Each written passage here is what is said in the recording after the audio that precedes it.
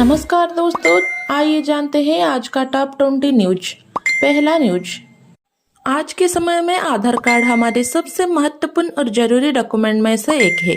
आधार के बिना हमारी कई काम अटक सकते हैं। आधार कार्ड का इस्तेमाल अब न सिर्फ नया सिम खरीदने के लिए किया जाता है, बल्कि बैंक में खाता खुलवाने के लिए साथ ही साथ कई अन्य कामों में भी होता है। आधार बायोमेट्रिक डाटा का दुरुपयोग धोखाधड़ी वाले व्यक्तिगत लेन देन करने, मोबाइल और इंटरनेट कनेक्शन हासिल करने और यहां तक भी पहचान की चोरी करने के लिए भी किया जा सकता है। लिहाजा हमें आधार कार्ड में दर्ज जानकारियों की सुरक्षा का खास ध्यान रखना चाहिए। हम अपने आधार कार्ड के बायोमेट्रिक्स डाटा को लॉक कर सकते हैं, जिससे जानकारियों सुरक्षित रह सकते हैं। तो आइए जानते हैं अगला न्यूज। सीबीएसई बोर्ड परीक्षा फरवरी 2024 में शुरू होगी। केंद्रीय माध्यमिक शिक्षा बोर्ड जल्द ही ऑफलाइन वेबसाइट cbse.government.in पर पूरा शेड्यूल जारी करेगा। सीबीएसई बोर्ड कक्षा 10वीं और 12वीं के स्टूडेंट्स अपनी डेट शीट जारी होने का इंतजार कर रहे हैं। सीबीएसई बोर्ड परीक्षा सिर्फ भारत में ही नहीं बल्कि विदेशों में भी हो जाती है। ऐसे में इसकी डेट शीट तैयार करने के लिए समय कोई बात का ख्याल रखना पड़ता है। भारत के साथ ही अन्य देशों में पड़ने वाले त्योहारों, मौसमी छुट्टियां, परीक्षाओं के शेड्यूल को ध्यान में रखने हुए सीबीएसई बोर्ड परीक्षा 2024 की डेट शीट तैयार की जा रहा है। आइए जानते हैं अगला न्यूज। टीम इंडिया के शुभमन गिल आईपीएल 2024 के 17 एडिशन में नए अवतार में नजर आएंगे। गिल को गुजरात टाइटंस में अपना कप्तान नियुक्त किया है। इससे पहले हार्दिक पांड्या उस टीम की कप्तानी कर रहे थे। पांड्या ने अब मुंबई इंडियंस में ट्रेड के तहत जा चुके हैं। ऐसे में गुजरात टाइटंस के बिना देरी किए आईपीएल 2024 ऑक्शन के पहले अपना कप्तान बनाया है। गिल के लिए पिछले 2 साल आईपीएल में शानदार रहे थे।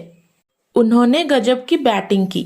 आईपीएल में सबसे कम उम्र में कप्तान बनाए जाने वाले भारतीयों की लिस्ट में शुभमन गिल 5वें नंबर पर है। शुभमन गिल 26 साल 2 महीने और 19 दिन की उम्र में गुजरात टाइटंस के कप्तान नियुक्त किए गए हैं। आइए जानते हैं अगला न्यूज।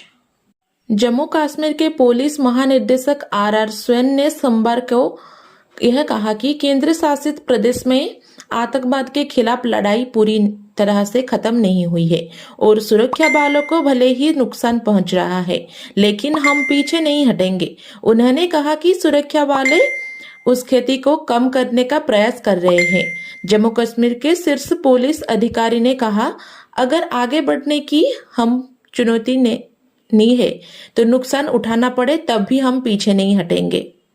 गुरु पर्व के अवसर पर शनिवार के छठी पातशाही गुरुद्वार में मत्था टेकने के बाद स्वैन ने पत्रकारों से कहा, यह लड़ाई अभी पूरी तरह से खत्म नहीं हुई है। लड़ाई तभी खत्म होगी जब अन्य पक्ष यह स्वीकार कर ले कि इसमें कोई लाभ नहीं है और यह कदम उन्हें सिवाय खून खराब के कहीं और नहीं ले जाएगा। तो आइए जानते हैं अगला न्यूज। उत्तर प्रदेश सरकार ने अयोध्या में राम मंदिर और आगरा में ताजमहल सहित नागरिकों निकायों, पर्यटन और विरासत स्थल में आसपास इलेक्ट्रिक वाहनों के लिए कम से कम 2000 सार्वजनिक चार्जिंग स्टेशन स्थापित करने की योजना बनाई है। इससे पर्यटकों की सुविधा और हरित पर्यटनों को बढ़ावा मिलेगा। इस परियोजना के संभावित वाली एजेंसी उत्तर प्रदेश एक्सप्रेस औद्योगिक विकास प्राधिकरण ने अधिकारियों ने कहा कि इस कदम से राजमार्ग पर भी ईवी के उपयोग का बढ़ावा मिलेगा, क्योंकि यह जीवाश्म ईंधन पर निर्भरता को कम करने और पर्यावरणीय शुद्ध से लड़ने का एकमात्र समाधान है। आइए जानते हैं अगला न्यूज।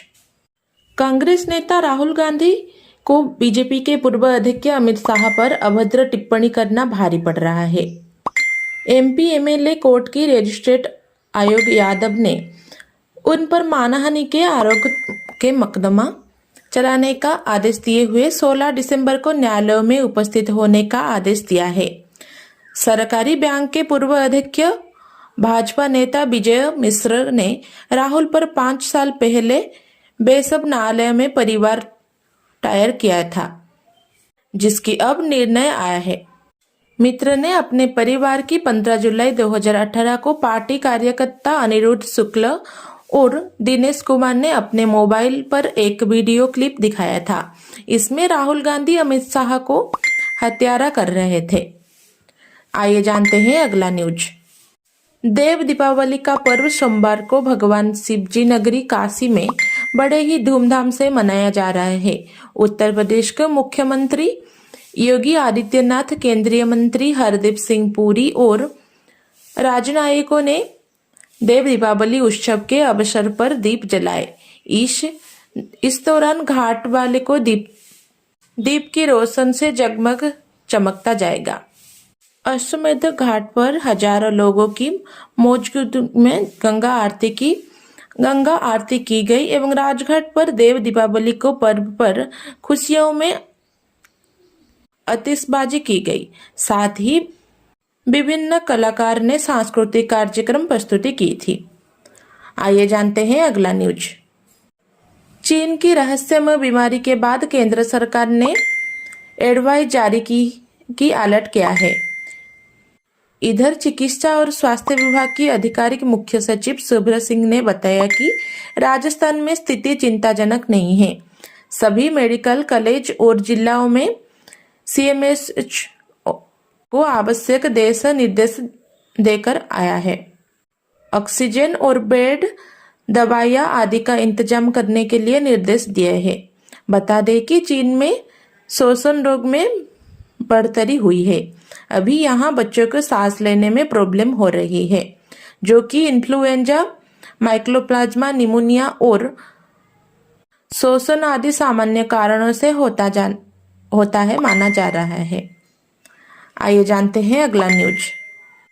मौसम विभाग ने अंडमान और निकोबार द्वीप समूह के पास कम दबाव बनाने की जानकारी दी है।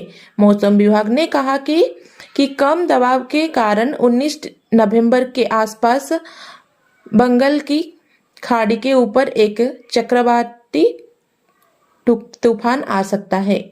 इस बीच मौसम विभाग ने पिछले 2 से 3 दिनों में पूर्व और पश्चिम विभाग के कारण पश्चिमी भारत में कई हिस्सों में तेज बारिश, गरज और ओलावृष्टि की सूचना भी दी गई है। हिंदुस्तान टाइम्स की रिपोर्ट के अनुसार साइक्लोन ने पश्चिम उत्तर पश्चिम की ओर बढ़ते हुए 19 नवंबर के आसपास बंगाल की दक्षिण पूर्व खाड़ी के ऊपर एक दबाव में बदली होने की उम्मीद है। उसके बाद यह उत्तर पश्चिम की ओर बढ़ेगा। आइए जानते हैं अगला न्यूज। भारतीय तेज गेंदबाज मोहम्मद शर्मा की वाइफ हसीन जहां ने एक बार फिर से गृह छोड़ दिया है। कुछ महीनों पहले दुनिया में कोविड-19 जैसी संक्रामक बीमारी से निजात पाया था, लेकिन इसी बीच एक नई बीमारी पड़ोसी देश चीन में अपने पैर पसारने लगा है। इस रहस्यमय बीमारी ने छोटे बच्चे की अपनी चपेट में लेना शुरू कर दिया है। उसको लेकर प्रशासन काफी सख्त नजर आ रहे हैं। नए वायरस के संक्रमित बच्चों से चीन के अस्पताल भरने लगे हैं। इस नए वायरस को रहस्यमय निमोनिया वायरस इसलिए कहा जा रहा है क्योंकि इससे कुछ लक्षण आम नियमों से मिलते जुलते नजर आ रहे हैं। आइए जानते हैं अगला न्यूज। कार्तिक पूर्णिमा के अवसर पर मथुरा में श्रद्धालुओं की भारी भीड़ उमड़ी, जिससे वृंदावन, बरसाना, गोवर्धन में भी सभी जगह पर श्रद्धालु काफी संख्या में दिखाई पड़े। इस दौरान वृंदावन के बांके बिहारी मंदिर की तरफ जाते वाले रास्ते पर श्रद्धालुओं की वजह से रास्ते पूरी तरह से चौका हो रहे हैं। देश विदेश से लाखों की संख्या में श्रद्धालु बांके बिहार और अन्य मंदिरों के दर्शन करने के लिए पहुंचे। साथ ही कार्तिक पूर्णिमा के अवसर पर सोमवार को महाराष्ट्र के पूर्व मुख्यमंत्री उद्धव ठाकुर ने पुत्र आदित्य ठाकुर और उद्धव ठाकुर गुट की राष्ट्रीय प्रवक्ता प्रियंका चतुर्वेदी बांके बिहार के दर्शन करने के लिए पहुंचे। कार्तिक पूर्णिमा पर सोमवार के दिन बांके बिहार मंदिर में एक बार फिर से भक्तों की भारी भीड़ देखने को मिली।